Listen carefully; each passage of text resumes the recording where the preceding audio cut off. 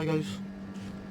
Singapore University of Technology and Design, in short SUTD, has recently conducted a study on COVID-19 and they have come out with their prediction as to when the elimination of this disease COVID-19 will happen. So here we are going to discuss all about this, but before we go into the depth of it, let us have an insight into the team formation who has resulted this research work. The team basically comprises of some of the professors from this university, SUTD, and many scholars and students from elitist universities across the world. They their work normally is into the research on the data-driven design models, which is of immense help to the industries, like for example artificial intelligence. And they for this work they normally use predictive analysis technique.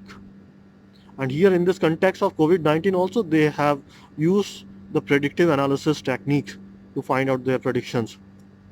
So it's imperative to understand in quick short what is this predictive analysis technique. As per definition, this predictive analysis is that branch of statistics which deals with the data, applies some analytics on it, and derives the output. And this output is of immense help to suggest us the futuristic trends and behavior patterns of the object. Now, this predictive analysis is an umbrella family of multiple techniques and methods. For example, data modeling, data mining, artificial intelligence, algorithm writings. Amongst all this team of SUTD have utilized the technique of data modelings for their predictions. Now, data modeling is that process in software engineering which deals in development or creation of models which absorb data and generate output. So in computer language, it is a set of programs with multiple functions that absorb data and generates output.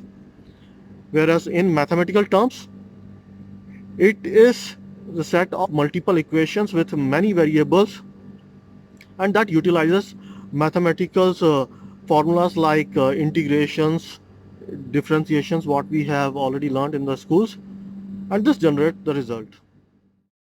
Many industries have been using this concept of predictive analysis in one form or another. For example, in project risk management, the Delphi technique is widely used to understand the probability of occurrence of a particular risk so that the necessary allowance can be kept aside and or benefit can be made out of it.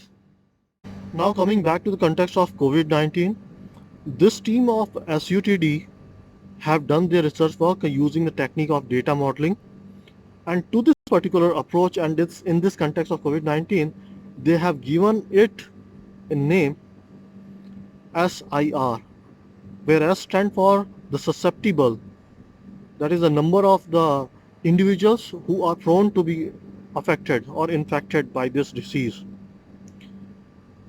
I stand for the infected number of individuals and R stand for removed or recovered number of individuals who have recovered out of this disease.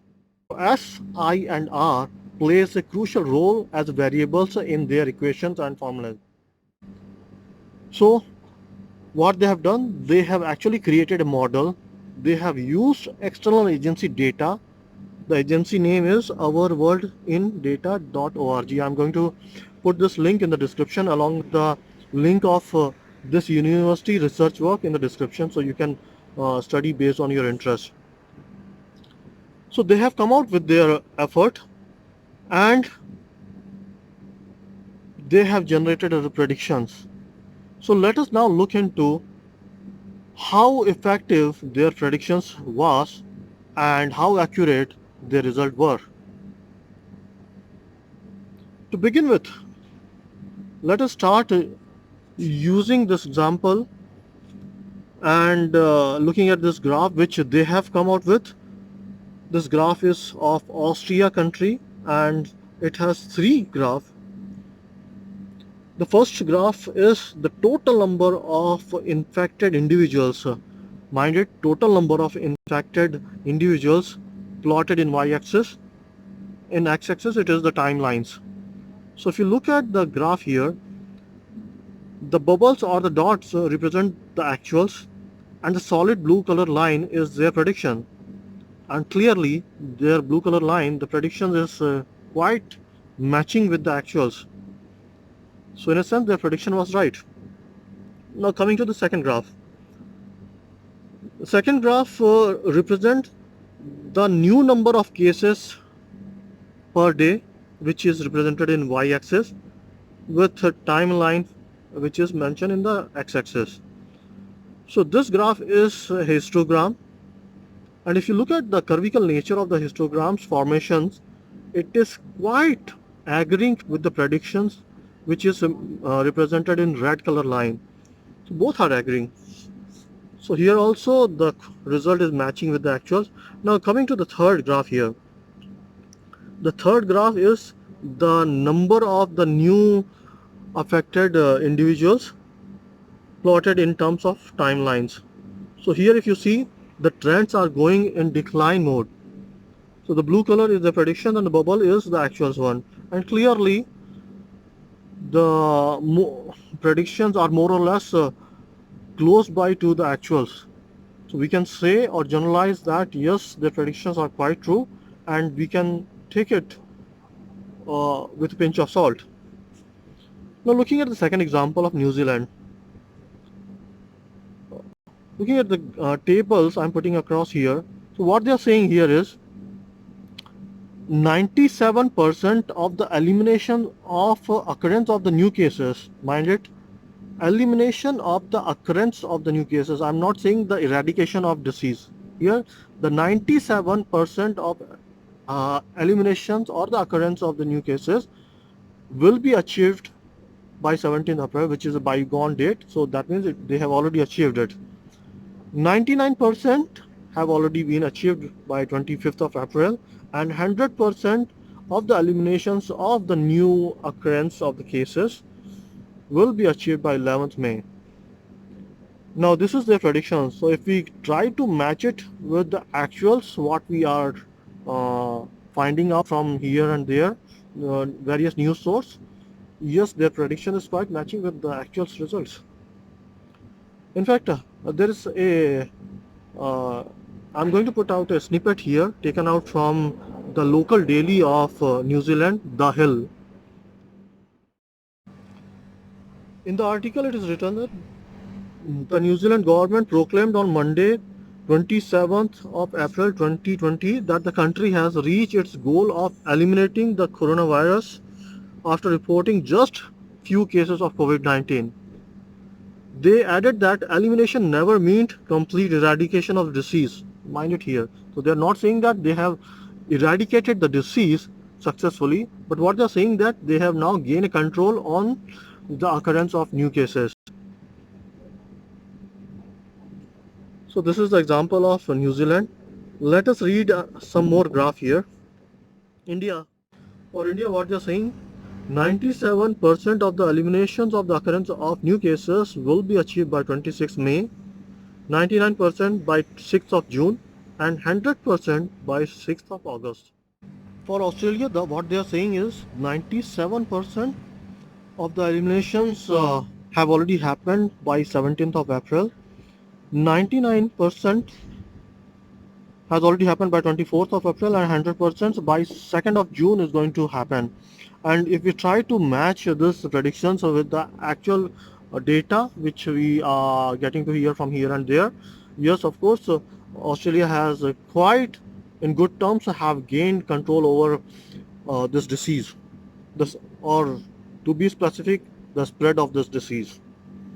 Likewise, Lebanon also falls in the same category, wherein this country has significantly gained control over coronavirus, and their data is perfectly matching with the actual one. So what they're saying about Lebanon is 97% by 24th of April, which they have already achieved, 99% 7th of May is going to happen, and 100% they are going to clear the case of the new occurrence of coronavirus by 20th of May.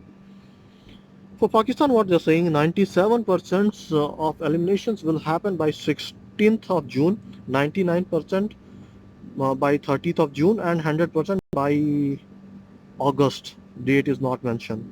For United States have been a country which is in terrible shape in terms of infections spread across the length and breadth of the country.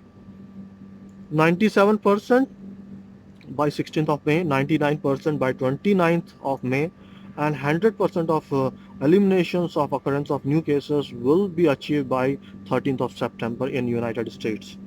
Italy, another country with terrible states, 97% by 17th of May, 99% by 4th of June, and 100% by 10th of October. Philippines, 97% by 12th of May, 99% by 23rd of May, and 100% by 8th of July. Now, putting all this and summing up all this together, they have predicted the result for world also, the entire world put together. What they are saying is 97% by 30th of May, 99% by 17th of June, and 100% by 2nd of December. What they are saying is the eliminations of the occurrence of any number of or any cases of COVID-19 will be eliminated 100% by 2nd of December. One thing we have to understand here is, although they have come out with their predictions, and many of their predictions about many countries are seemingly coming to be true, but we have to take the result with a certain amount of pinch of salt. Why? Because their result is based on data, each country's data, and this country's data keep fluctuating based on the polity of the nation or the approach of the government towards tackling this COVID-19 disease. So what they are saying, this number, this result will hold good only in one condition, if the current state of the country as of today should continue until this date. Whereas if the country is going to change the norms, for example, if a country is in lockdown state right now and tomorrow they are going to open up or relax the norms, then the data will fluctuate, and so their result would be. So guys, till next we meet, stay safe, stay home, and have a good read. Until then, goodbye. See you next.